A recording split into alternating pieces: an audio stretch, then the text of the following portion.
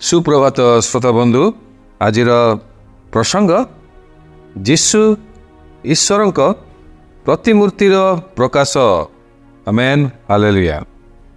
आज मनोनीत शास्त्रांश योहन लिखित सुसमाचार 14 पर्व 8 पद एवं 9 पद। फिलिप ताहांकु कहिले, प्रभु आममानकु पितांकु दर्शन कराउंतु, ताहा आममानक निमंते यथेष्ट। जीशु ताहांकु कहिले, फिलिप एते काल मु तुममानक सांगरे अछि, आउ तुम्भे कौन मते जानिल नाही? जे मते दर्शन करियछि से पितांकु दर्शन करियछि। आममानकु पितांकु दर्शन कराउंतु बोली तुम्भे किपरि कहउछ? मोर प्रिय श्रोता बंधु, पवित्र धर्मशास्त्र बाइबल लिखा जाए कलस्य 2 पर्व 9 पद, कारण ख्रीष्टों ठारे संपूर्ण ईश्वरत्व देहवंत होई बास करे। हालेलुया। सेथिपई प्रभु जीशु फिलिपों को कहिले, जे मते देखिअछि से पितांकु देखिअछि। जीशु ख्रीष्ट पिता ईश्वरंकर व्यक्तित्वर परिप्रकाश अटंती। आमेन, प्रेज द लॉर्ड। पवित्र धर्मशास्त्र बाइबल लिखा जाए कलस्य 1 पर्व 19 पद, कारण ईश्वरंकर संतोष हैला जे ताहांक ठारे अर्थात प्रभु जीशुंक ठारे समस्त पूर्णता बास करिबो। आमेन। पुनर्बार कलस्य 2 पर्व 9 पद माने पाठ करू, कारण ख्रीष्टों ठारे संपूर्ण ईश्वरत्व देहवंत होई बास करे। Praise the lord. सेथिपई योहन लिखित सुसमाचार 10 पर्व 30 पद प्रभु जीशु कहिले, मु ओ पिता एक। प्रभु जीशु ख्रीष्ट संपूर्ण भावे ईश्वरंक आविर्भाव अटंती। से ईश्वरंक महिमार प्रकाश एवं उत्तराधिकारी भावरे स्वर्ग और पृथ्वी रे ताहांकु एक उच्चतर नाम दिया जाय अछि। हालेलुया। फिलिपिय मंडली निकटक साधु पाउल लेखन्ति तांक पत्र रे 2 पर्व 9 पद 11 पद, एही कारणरु ईश्वर ताहांकु अतिशय उन्नत करियछन्ति, पुणी समस्त नाम अपेक्षा सर्वोत्कृष्ट नाम ताहांकु प्रदान करियछन्ति, जेपरि स्वर्ग मर्त्य और पाताल थिबा प्रत्येक जानू जीशुंक नाम रे नत हेबो, पुणी पिता ईश्वरंक गौरव निमंते प्रत्येक जिह्वा जीशु ख्रीष्ट प्रभु बोली स्वीकार करिबो। आमेन। मोर प्रिय श्रोता बंधु,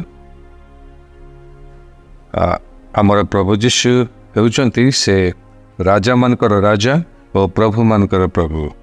आमेन, हालेलुया। ईश्वर आपन को आज यही वाक्य द्वारा विशेष भाव आशीर्वाद करंतु। आसंतु प्रार्थनार समय मध्य को जीवा, प्रार्थना करिबा।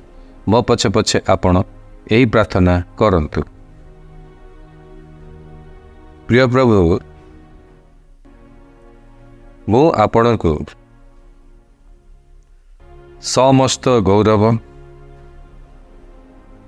सम्मान और महिमा प्रदान करुअछि। आपण गौरवर राजा, स्वर्गर आनंद एवं उज्जवल प्रभाती तारा अटंती। आपण ईश्वरंकर गौरवर प्रभाव सुंदरता एवं पितांकर व्यक्तित्वर सिद्ध परिप्रकाश अटंती। हे अमूल्य त्राणकर्ता, मु आपणकर आदर ओ आराधना करे, कारण आपणक तुल्य आउ केही नाही। आपणक राज्य पृथ्वी रे सदा सर्वदा राज्यत्व करू ओ समग्र मानव हृदय रे बास करू। ଯୀଶୁଙ୍କ ନାମରେ ଆମେନ୍। ଅତିରିକ୍ତ ଅଧ୍ୟୟନ ନିମନ୍ତେ ଆପଣ ପାଠ କରନ୍ତୁ ଏବ୍ରି ପୁସ୍ତକ 1 ପର୍ବ 1 ପଦରୁ 3 ପଦ। ଈଶ୍ୱର ଆପଣଙ୍କୁ ଆଜି ଏହି ସପ୍ତାହର ଶେଷ ଦିନରେ ବିଶେଷ ଭାବରେ ଆଶୀର୍ବାଦ କରିବା ସହିତ ଆଜିର ବାକ୍ୟ ଯୀଶୁ ଈଶ୍ୱରଙ୍କ ପ୍ରତିମୂର୍ତ୍ତିର ପ୍ରକାଶ ଏହି ବିଷୟ ବୁଝିବା ନିମନ୍ତେ ପ୍ରଭୁ ଆପଣଙ୍କୁ ସାହାଯ୍ୟ, ଉପକାର ଏବଂ ଅନୁଗ୍ରହ ପ୍ରଦାନ କରନ୍ତୁ। ଆମେନ୍।